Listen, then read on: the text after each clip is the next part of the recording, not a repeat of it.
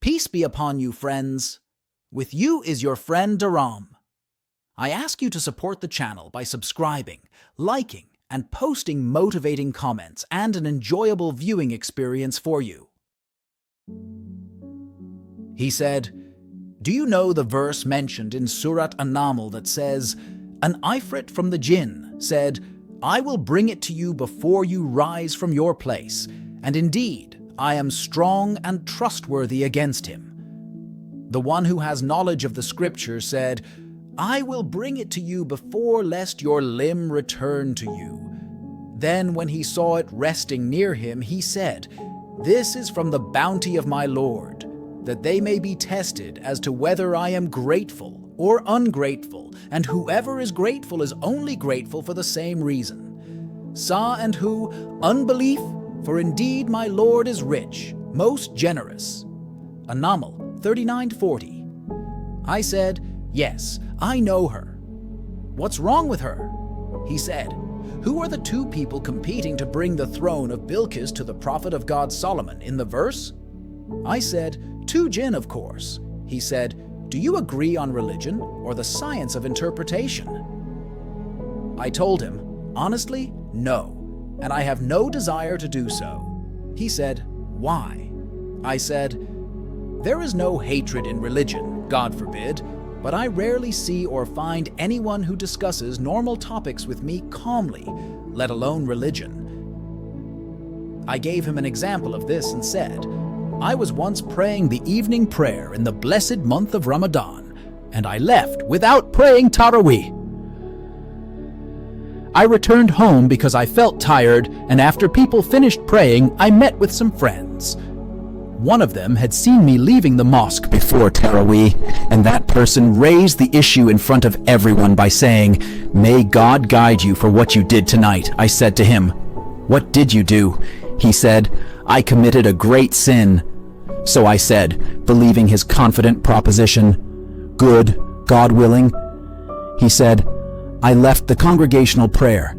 I said to him, 'I prayed the evening prayer with the group.' He said, 'I do not mean the evening prayer, but rather the Taraweeh prayer.'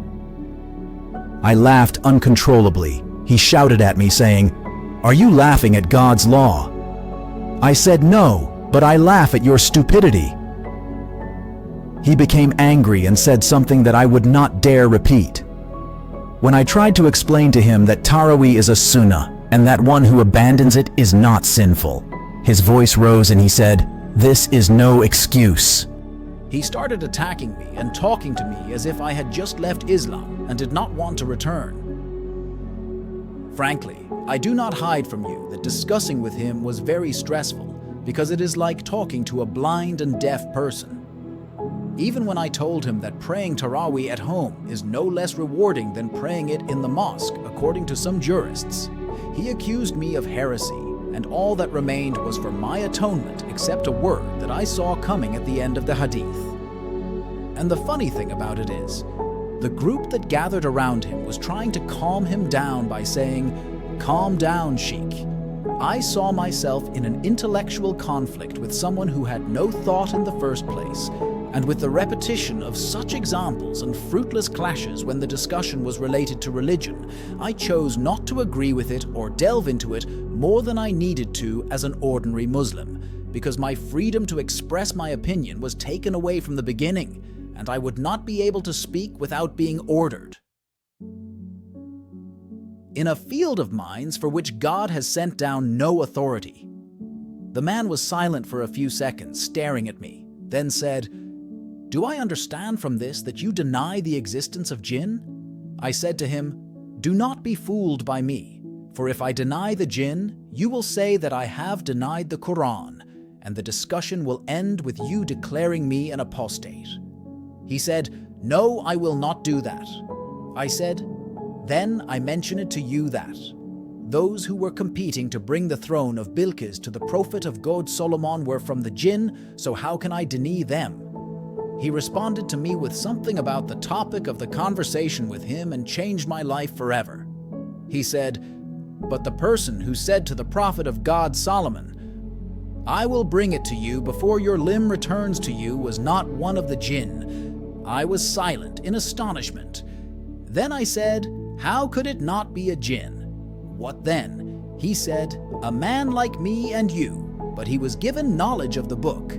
So I said to him, "What is this knowledge of the book that gave humans the ability to surpass the jinn and bring the throne of Bilqis before the side of God's prophet Solomon returned to him?"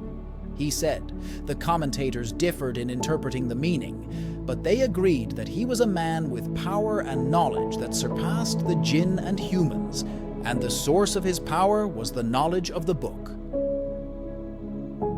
Others interpreted it to mean that the man himself was the prophet of God, Solomon, and the dialogue was between him and that genie.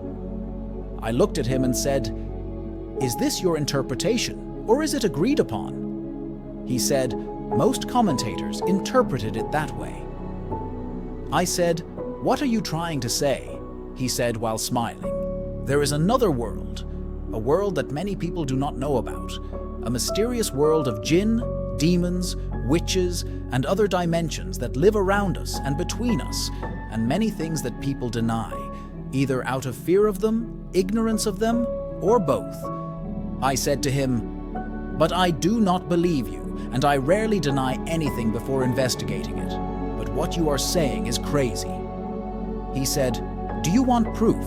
I said while smiling. "What are you going to do?" He said, "I will make you see them with your own eyes and hear them with your ears."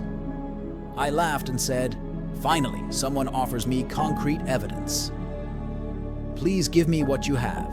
He said, "Are you confident in your words? Do you really want to enter this world?" I said mockingly, "Rather, I long for that." He got up and said, "Okay, wait for me here." My elderly relative went to his room and then came back with a book in his hand and placed it in my hand. And he said, "Remember, this was your decision." I took the book and said goodbye to my relative and thanked him for his hospitality. During my handshake with him, and before I let go of his hand, he squeezed my hand tightly and said, "Remember, you are the one who chose." I smiled at him with a smile mixed with worry, because his face was worrying, as if he regretted giving me the book. I got into my car and headed home, thinking about my old relative's words and the word knowledge. The book, specifically. And I was saying to myself, can reading one or two books, or even a few books, make a human superior to one of the jinn? During this thinking and brainstorming, I began to recall some of my limited memories of my old relative. I remembered that he was an introverted, antisocial man who spoke little and rarely discussed and participated in the dialogues that were thrown up in the council from time to time. But if he spoke and decided to participate, he became angry and silenced the audience. I also remembered that he lost one of his sons in a traffic accident, and that he was also receiving treatment for a long time at home and abroad. I did not remember the illness he was suffering from at the time, but he then moved to live with his eldest son after his wife died a few years ago. I entered the house and went directly to my room. I was very exhausted from my long day, so I threw the book on the table and my body on the bed and fell into a deep sleep. I woke up in the morning and entered into the daily routine of preparing to go to university and doing everything I used to do, such as evening visits to my friends and some occasional occasions, and I forgot about the book, which my old relative gave me for more than a month. The fateful night. One night I returned home late after a long evening with my friends, but I was deprived of sleep that night, and I could not sleep despite my many attempts. I noticed the book that had been lying on the table for more than a month, and some dust had collected on its untitled cover. I went to the book, brought it to my lips and blew on it, leaving a trace of forgetfulness. So I lay down on my bed and began to leaf through it out of boredom, not interest. The book did not have the name of an author, index, publishing house, or even page numbering. The book was strange, with no title on its cover or inside, and its contents looked like a blog. The paper was yellowish and its edges were frayed. I opened the book in the middle and began to leaf through it, but I did not understand anything that was written in it. The words written on its pages had no meaning to attract my attention. I tried to read more carefully and with more concentration, but the book seemed very ordinary to me. It talked about spirituality and the other world, and things that I considered at the time to be ridiculous and just imagination and nothing more. So I did not finish the book and threw it on the table next to me and left. To sleep directly. That night I dreamed of a person with a white beard, wearing a short white dress with no pockets and a small white hat that barely covered his head. He was saying to me, "Finish what you started." He kept repeating it until I woke up with heavy, rapid breathing, even though I was not that alarmed. This was around 2 in the morning. I don't remember why, but my eyes fell on the book, and even though the book did not contain pictures, I felt an urgent need and desire to search in it for that man who had disturbed my dream. So I opened the book and did not read all the pages, but rather browsed through it like a magazine until I fell asleep and could no longer distinguish the words and went back to bed. And I slept again. The same person visited me in a dream a few minutes after I fell asleep, but this time he seemed angry. His face turned closer to mine than before, and he shouted at me, saying, "Complete." I woke up terrified this time and went to the door of the room and quickly went downstairs to my car and tried to start it quickly in order to get away from the house to waste time until the morning. But the car did not start, and I did not connect it with what happened in the dream at that time, and I returned to my room hesitantly. I climbed the stairs slowly, my gaze directed towards the door of my room, and I began to doubt whether the door to my room was open when I left or closed. I began to worry and think about side matters. My focus was distracted due to the fear that gripped me. I entered the room again, directed my gaze to the book, and said to myself, "I will read it completely this time." I picked up the book and read it from cover to cover. After I finished the book, I put it aside, took a deep breath, and said to myself, I did not understand anything.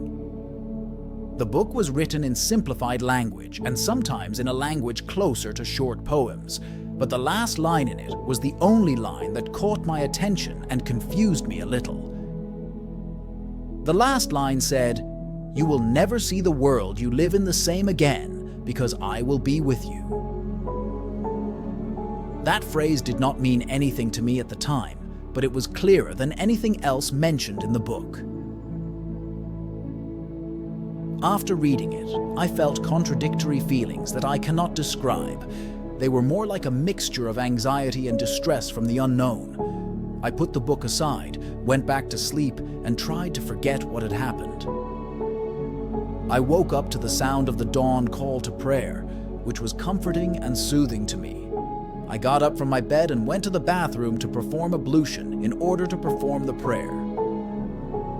I was not usually a regular at the dawn prayer, but hearing the call to prayer after what I had gone through that night removed the fear from my chest and made me want to go to the mosque.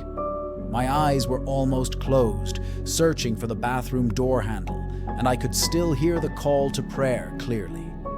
But shortly after, I entered the bathroom and closed the door, and in the middle of performing ablution, I realized that the sound I was hearing was not coming from outside, but rather it was from inside my room. So I looked at the clock and found that the dawn prayer had begun. It ended 10 minutes ago. I stopped my ablution and stood in the bathroom in fear until the call to prayer coming from my room ended, and before I could think about grabbing the handle to open the door, I heard another voice saying, "Establish the prayer." The owner of the voice grew up and began reading in a loud, beautiful voice. I sat on the side of the toilet and heard the dawn prayer being performed in my room. My panic increased when the reader reached, "Nor those who go astray." Then a group of voices responded saying, "Amen,"